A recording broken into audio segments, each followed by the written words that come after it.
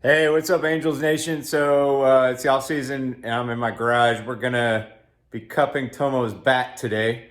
So just wanted to show you my setup. Talk about Tomo's bat. Here we got the Japanese Wonder Boy, and you can see he's got his own graphics on there. And that is a solid end bat. I put a little pilot hole in to show where the center of that bat is, and I'll show you how I did that in a second. But the first thing we're gonna do is get down here and measure this bat for its weight. You can see there, we're at 32.7 on the scale. So that's where we're starting with. Okay, next thing we're gonna talk about is how to find the center of this bat. So what I got here is a hole drill saw, and it's a 2 3/4. I know that's bigger than a 2 7/8 bat, so I put some duct tape on the inside. You can see there. And what I do is I just slide that over on top of that bat, and that's where I'm going to be starting from. And you can see where the hole is on there that I drew as a pilot. So I first made a mark with a pencil, and then I just drilled a small pilot hole in there to find the center. So that's step one. So you can see here we got two different cupping bits. We got a 1.5 inch bit. You can see relative to the end of the bat, you know, that would be, I think that's about the size of Louisville Sluggers cup their bat.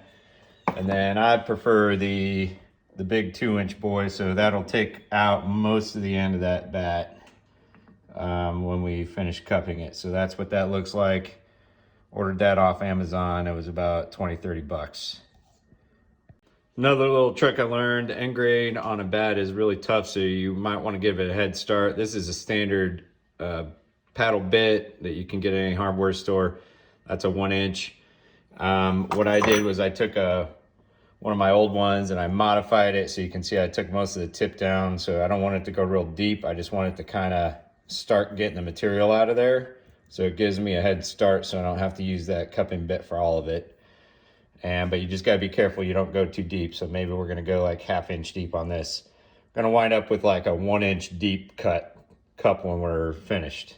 You can see I got a little head start there with the cup, with the paddle bit, just to get an established center on that thing. So now we're gonna put it into this homemade cupping contraption I made. So this is just a standard hydraulic drill or jack.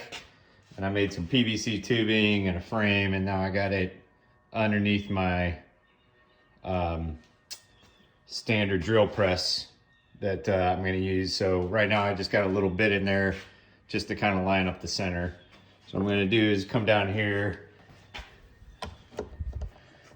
turn this so we get tension in the hydraulic.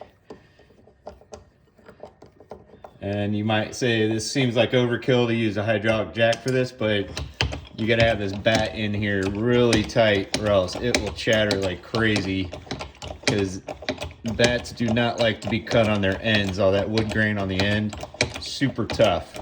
That's why they make butcher blocks out of end grain. It's really tough to cut through. So we're gonna jack that thing up, and going up to the top here, you can see that bat's coming up to the top. I got a little rubber thing in there to kind of guide it in. We're gonna keep going here. Now you can see this thing's up, pretty much on center. When I push that thing down, I'm like pretty much perfectly in the middle where that hole was. So we are good to go. Looks like my alignment that way is pretty good. So ready for the cupping bit. Okay, so we got everything plugged in, got the bit into the drill press, and you can see the laser lights on. And if you get in close, you can see that X marks the spot where like pretty much dead nuts right in the middle of that pilot hole. So yeah, so everything's tensioned up. That bat is super solid in there. It is not going anywhere, so we're ready to drill. So this gets exciting. I'm gonna be cranking this down as we go. One thing I would like you to note is I set a limit of just less than 1 inch, so this drill won't go down more than 1 inch depth, which is the limit that you can cup a bat. So we're gonna see, this is gonna get really loud for a second here, and we're gonna go in and start cupping.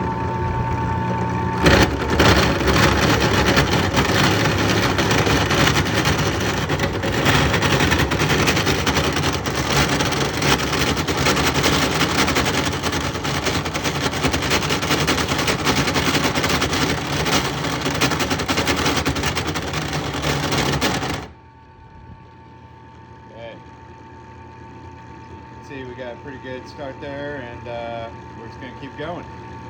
Okay, so we're about midway through the drill. You can see, starting to see the grain come out. So we've got a nice smooth cut there. Still right on line, and yeah, we're getting a pretty nice cup out of this. Okay, we have finished drilling, and you can see that starting at 0 depth there, I was just a little bit above 0 on the scale. Now we are down to about a 1 inch depth on that cup. So we are right at regulation there. So that looks pretty good. It's gonna take some sanding, and we'll sand it up, and then we'll reweigh the bat. So often overlooked part of this whole process is you got to sand it, and there's really no substitute for doing that by hand. So I'm just chilling out on my front porch and sitting down, drinking some coffee, enjoying this nice fall weather. I'm gonna flip you through how I approach sanding.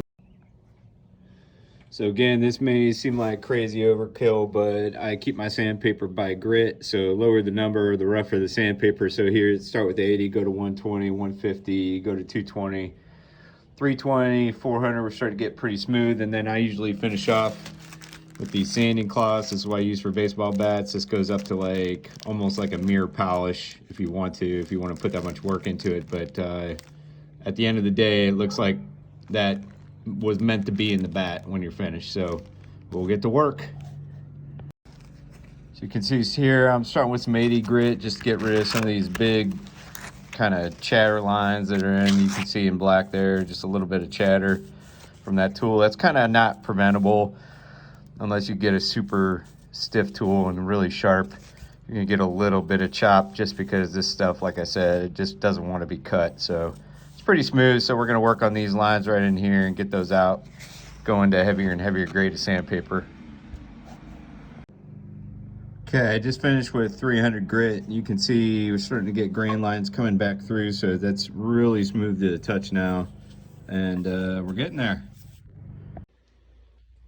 Okay, so we're back in the shop. I just hit the bat with about 1200 grit, so that's the final finish. I hit it with some Midland sanding sealer and then some polish, friction polish, and that is about finished. So that's looking pretty good.